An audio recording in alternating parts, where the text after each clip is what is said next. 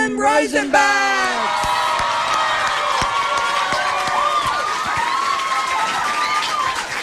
All right, thank you guys. Thank you. I appreciate that intro. Appreciate it.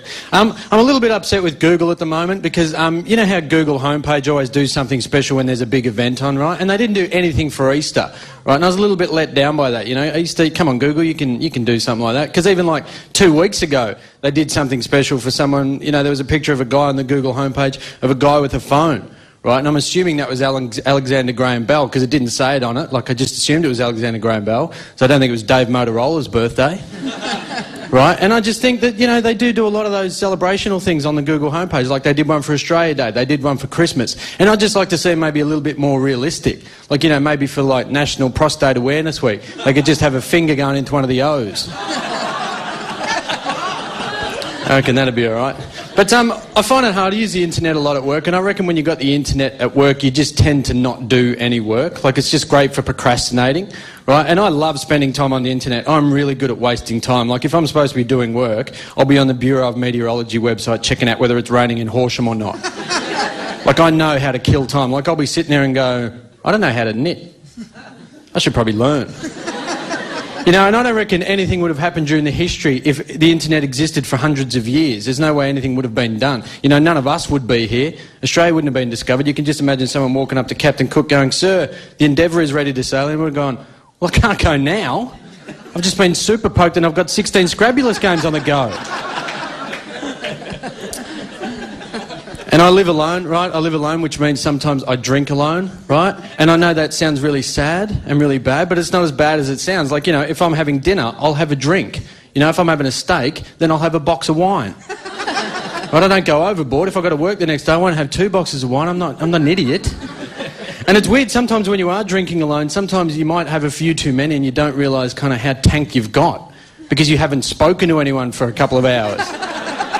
Right, and it's not until you pull out your mobile phone and you go to look at a text message and you've got to close one eye and you can't quite read it properly and you realise, geez, I'm hammered here. Probably can't go pick anyone up. But I just think that's like, you know, here's one tip to do if you are drinking alone at home. Don't go on eBay drunk. Right? I did that, bought some guy's family photo album. And I reckon the whole transaction was drunk. I reckon he put it on there drunk and I bought it drunk. And that was great. I was having this argument with some friends the other day, right? Just a quick yell out of girls. This is a quick question for all the girls in the room.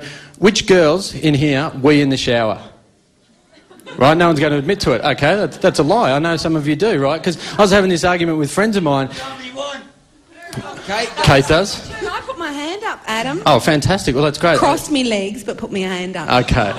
No, because I was having this argument with friends the other day, right? It turns out that girls tend not to do it, and guys just, you know, they just do it. And when I had a girlfriend, I remember having this massive argument with her, and she was going crazy about it, going, you know, it's disgusting and all this kind of stuff. And I'm going, what's the big deal? You know, it's all down the same drain pipes and stuff. You know, what is your problem? You know, is it the fact that I'm fully clothed and not actually having a shower?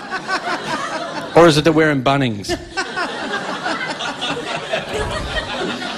And I've got, my parents are German, and you know, a lot of people use German words and stuff, and my favourite German word that everyone uses is doppelganger. I love that word, doppelganger, you know, because a doppelganger is someone who looks exactly like you, right? And apparently everyone in the world has a doppelganger. And that's pretty cool, although I just wish everyone in the world had a doppelganger, which is just a redhead who looks exactly like you. You know, I just love the idea that there's somewhere in Pakistan there's some guy who looks like Mark Woodford.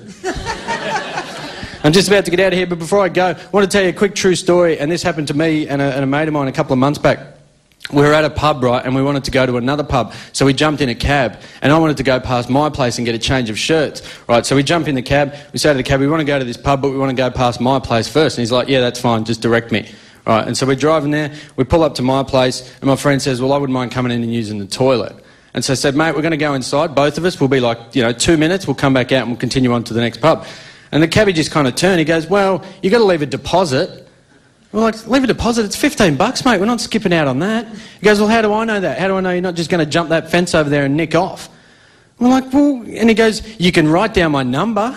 He goes, that way you can trace me. I can't drive off with your money and stuff. And we're like, this is so dodgy. So I go, okay. So I write down the cabbie's number. My friend pulls out his wallet. All he's got is a $50 note. Right, so he hands that over to the cabbie, we go inside, we're probably about, you know, 4 or 5 minutes, we come back out the front of my house, cab's gone.